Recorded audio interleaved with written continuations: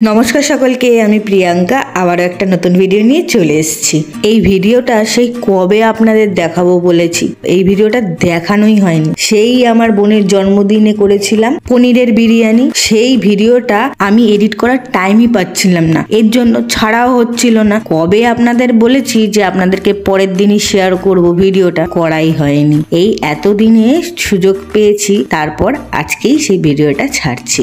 এই সিম্পল পনিরের বিরিয়ানিটা খেতে এত দারুণ হয় কি আর বলবো, আর হয়েও যায় খুব চটজলদি, বেশিক্ষণ সময় লাগে না, আপনি হাতে গুনে 1 ঘন্টার মধ্যে বানিয়ে ফেলতে পারবেন। আমার বোনের তো পনিরের বিরিয়ানিটা দারুণ লেগেছে। ফার্স্টেই আমি কি করেছি, কড়াইতে কিছুটা সাদা তেল দিয়ে ওর মধ্যে দিয়ে দিয়েছি পেঁয়াজের বেরেস্তাটা। আমি কিছুটা পেঁয়াজের বেরেস্তা ভেজে আগেই তুলে নিয়েছি। তারপর বেরেস্তাটা তুলে নিয়ে ওই একই তেলের মধ্যে আমি দিয়ে দিয়েছি পনিরের টুকরোগুলো। আমি পনিরটাকে ত্রিভুজের মতো করে কেটে নিয়েছি, ওটাকেও কিছুক্ষণ ভেজে নিয়ে তারপর আমি ওটাকে তুলে নিয়েছি। তারপর ওই তেলের মধ্যে আবারও কিছুটা তেল দিয়ে দিয়েছি গোটা গরম মশলা ফোড়নে, জিরে ফোড়ন, আর দিয়েছি তেজপাতা। দিয়ে এগুলোকে কিছুক্ষণ নাড়িয়ে চাড়িয়ে আবারও দিয়ে দিয়েছি পেঁয়াজ কুচি। পেঁয়াজ কুচিটাকেও ভালো করে নাড়িয়ে চাড়িয়ে একটুখানি ভাজা ভাজা হয়ে গেলে এর মধ্যে দিয়েছিলাম একটু চিনি, একটু নুন দিয়ে ভাজা ভাজা করে নিয়ে তারপর এর মধ্যে দিয়ে দিয়েছিলাম আদা রসুনের পেস্ট,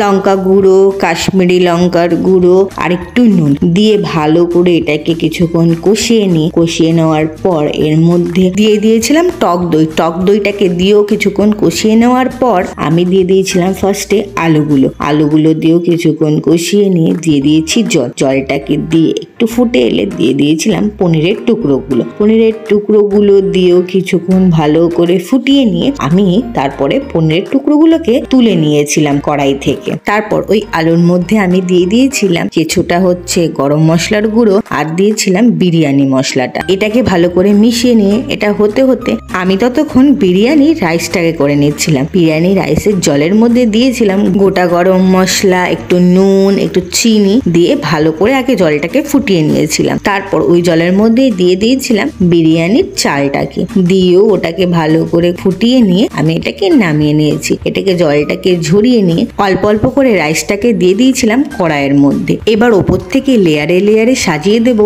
ফার্স্টেই বেরেস্তা, পনিরের টুকরো, কাজু, কিশমিশ, তারপর বিরিয়ানির মশলা আর গ্রেভি দিয়ে লেয়ারে লেয়ারে সাজিয়ে আবারও আমি ওপর থেকে দিয়ে দেব রাইস দিয়ে আবারও লেয়ারে লেয়ারে ওগুলোকে যেমন ভাবে লেয়ারে লেয়ারে দিয়েছি পনির, বেরেস্তা, কাজু, কিশমিশ, কেওড়া জল, গোলাপ জল, একটু মিঠা আতর আর ওপর থেকে দিয়ে দেবো একদম ঘিটা দিয়ে 15 মিনিট মতো ভালো করে ঢেকে এটাকে আমি রান্না করে নেব। পনিরের বিরিয়ানিটা খেতে কিন্তু দুর্দান্ত হয়েছিল। আপনারাও একদিন এইভাবেই বানিয়ে খান আর আমাকে জানান আপনাদের কেমন লাগলো। আর যদি আমার এই রেসিপিটা আপনাদের ভালো লেগে থাকে তাহলে একটা লাইক করে দেবেন। যারা আমার চ্যানেলে নতুন বন্ধু আছেন তারা এই চ্যানেলটাকে সাবস্ক্রাইব করে নেবেন। আবারও আসবো কালকে একটা নতুন ভিডিও নিয়ে। আজকের মতো টাটা।